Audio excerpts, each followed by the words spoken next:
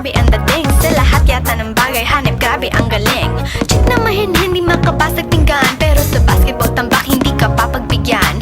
Di na niya kailangan ng gayuma para puso mo ay kanyang makuha. Di rin siya yung tipo ng babae na pantrip